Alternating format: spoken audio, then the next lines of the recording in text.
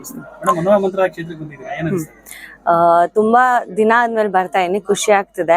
ನಾನು ಈ ಕ್ಷೇತ್ರಕ್ಕೆ 3 ವರ್ಷದಿಂದ ಬರ್ತಾ ಇರೋದು. ಆಕ್ಚುಲಿ ಮೊದಲನೇ ಸಲ ನಮ್ಮಮ್ಮ ಯಾವುದೋ ಯೂಟ್ಯೂಬ್ ವಿಡಿಯೋದಲ್ಲಿ ನೋಡ್ಕೊಂಡು ಇಲ್ಲಿಗೆ ಬಂದಿದ್ರು.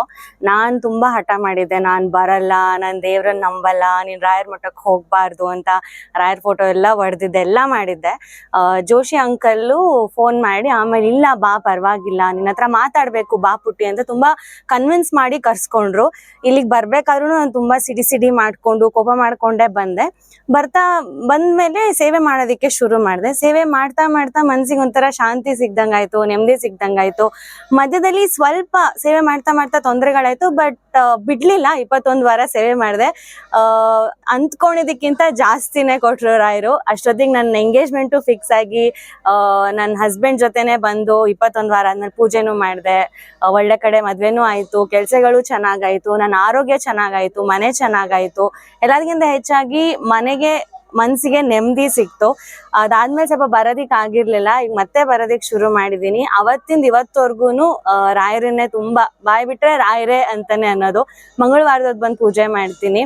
ಇವತ್ತಿಗೂ ಕೂಡ ದೇವಸ್ಥಾನ ಇಷ್ಟು ಚೆನ್ನಾಗಾಗಿದೆ ಅಂತಂದ್ರೆ ಅವಾಗ ನಾನ್ ಬರ್ತಿರೋಂಥ ಟೈಮಲ್ಲಿ ಅಷ್ಟು ಜನ ಇರ್ತಾ ಇರ್ಲಿಲ್ಲ, ಇಷ್ಟು ದೊಡ್ಡದಾಗಿ ಆಗೇ ಇರ್ಲಿಲ್ಲ ದೇವಸ್ಥಾನ. ಅವಾಗ ನಾವು ಬಂದು ಬೇಡ್ಕೊಂಡು ಹೋಗ್ತಾ ಇದ್ವಿ, ಬಟ್ ಇವಾಗ ಇಷ್ಟು ದೊಡ್ಡ ಮಟ್ಟಕ್ಕೆ ಆಗಿದೆ ಅಂತಂದ್ರೆ ತುಂಬಾ ಖುಷಿ ಆಗತ್ತೆ. ಅಂಡ್ ನಿಜವಾಗ್ಲೂ ಇಲ್ಲಿ ಒಂದು ಪವಾಡ ನಡೆಯುತ್ತೆ. ನಿಮ್ಗೆ ದೇವಸ್ಥಾನಕ್ಕೆ ಬರೋದಿಕ್ ಕಷ್ಟ ಆಗ್ಬೋದು, ಏನಾದ್ರೂ ಕೂಡ ಪೂಜೆ ಮಾಡೋ ಟೈಮಲ್ಲಿ ನಾನು ಹೇಳೋದು ಒಂದೇನೆ, ಮನ್ಸಿಗೆ ಗಟ್ಟಿ ಇಟ್ಕೊಂಡು ಬನ್ನಿ, ಬಿಡೋದಿಕ್ ಹೋಗ್ಬೇಡಿ. ನೀವು ಅಂದ್ಕೊಂಡಿದ್ದಕ್ಕಿಂತ ಜಾಸ್ತಿನೇ ಕೊಡ್ತಾರೆ ರಾಯರು. ಪರ್ಟಿಕ್ಯುಲರ್ ಆಗಿದ್ರೆ ಏನಾದ್ರೂ ಇದ್ರೆ ಕೇಳಿ, ಇಲ್ವಾ ನೀನ್ ಇಟ್ಟಂಗೆ ಅಂತಂದ್ರಂತೂ ಇನ್ನು ಜಾಸ್ತಿನೇ ಕೊಡ್ತಾರೆ. ನನಗಂತೂ ತುಂಬಾ ಒಳ್ಳೆ ಅನುಭವಗಳು. ಮನುಷ್ಯದ್ ಮಾತ್ರ ಅಲ್ಲ, ನನ್ನ ನಾಯಿ ಮರಿ ಕೂಡ, ಅವನು ಕೂಡ ತುಂಬಾ ಹುಷಾರಾದ, ಚೆನ್ನಾಗಾದ, ತುಂಬಾ ಹುಷಾರ್ ತಪ್ತಾ ಇದ್ದ. ಸೊ ಹಂಗಾಗಿ ಐ ಆಮ್ ವೆರಿ ಹ್ಯಾಪಿ. ತುಂಬಾ ಖುಷಿ ಆಗುತ್ತೆ. ಹಠ ಮಾಡ್ಕೊಂಡು ಬಂದ್ರು ಕೂಡ ಜೋಶಿ ಅಂಕಲಿಂದ ಹಿಡಿದು ಸಮಾಧಾನ ಮಾಡಿ ಕರ್ಸ್ಕೊಂಡು ಇವತ್ತು ನನ್ನನ್ನ ಈ ಮಟ್ಟಕ್ಕೆ ತನಕ ತಂದಿದ್ದಾರೆ. ತುಂಬಾ ಖುಷಿ ಇದೆ. ಅದೇ ವಿಶೇಷತೆ. ನಿಮ್ ಕಾಯಿ ಕಟ್ಟಿದಾಗ ನಿಮ್ಗೆ ಆ ಫೀಲಿಂಗ್ ಗೊತ್ತಾಗುತ್ತೆ, ಆ ನಮಸ್ಕಾರ ಹಾಕ್ಬೇಕಾದ್ರೆ ನಿಮ್ಗೆ ಆ ಫೀಲಿಂಗ್ ಗೊತ್ತಾಗುತ್ತೆ. ಪ್ರತಿ ಮಂಗಳವಾರ ಆಲ್ಮೋಸ್ಟ್ 3 ವರ್ಷ ಅಂತ ಹೇಳ್ತಾನಲ್ಲ, ಪ್ರತಿ ಮಂಗಳವಾರ ನನ್ನ ಜೊತೆ ಇದ್ದಿದ್ ನೆಗೆಟಿವ್ಸ್ ಯಾರ್ಯಾರಿದ್ರು ಎಲ್ಲಾರು ಹೋದ್ರು, ಎಲ್ಲ ಪಾಸಿಟಿವ್ಸ್ ಆಯ್ತು.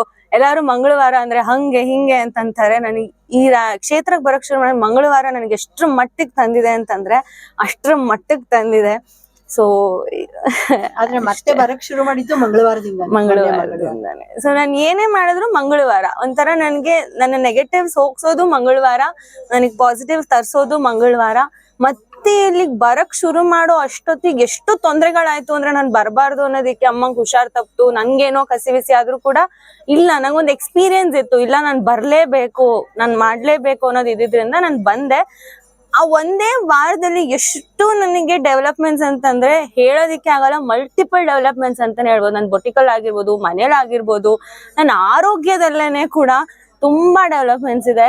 ನಿಜವಾದ ದೇವ್ರು ನನ್ನ ಪ್ರಾಣ, ನನ್ನ ರಾಯರು. ನಾನು ಯಾವಾಗಲೂ ಇನ್ಸ್ಟಾಗ್ರಾಮ್ ಅಲ್ಲಿ ಹಾಕೋತೀನಿ, ನನ್ನ ರಾಯರು ನನ್ನ ಪ್ರಾಣ ಅಂತ.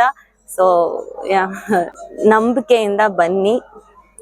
ಬಂದ್ಮೇಲೆ ರಾಯರು ನಿಮ್ ಕೈ ಬಿಡೋದಿಲ್ಲ, ಯಾವಾಗ್ಲೂ ನಿಮ್ ಜೊತೆ ಇರ್ತಾರೆ, ಜೊತೆಯಲ್ಲೇ ಇರ್ತಾರೆ ಅವ್ರು, ಅಷ್ಟೇ ಹೇಳೋದು ನಾನು.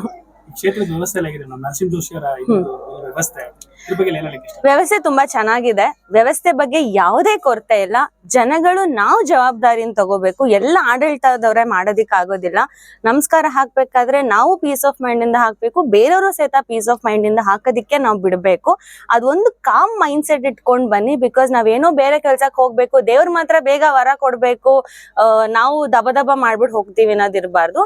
ನಿಧಾನಕ್ಕೆ ಬಂದು ಒಂಥರ ಕಾಮ್ ಮೈಂಡ್ ಇಂದ ನಮಸ್ಕಾರ ಮಾಡಿ. ವ್ಯವಸ್ಥೆ ತುಂಬಾ ಚೆನ್ನಾಗಿದೆ. ಆ ವ್ಯವಸ್ಥೆನ ನೀವು ಅಳವಡಿಸ್ಕೊಂಡು ಒಂದು ಶಾಂತಿಯುತವಾಗಿ ನಮಸ್ಕಾರ ಮಾಡ್ಕೊಂಡು ಹೋಗಿ ಅಂತ ಹೇಳ್ತೀನಿ ಅಷ್ಟೇ. ಶಿಲ್ಪಾ ಅಯ್ಯರ್.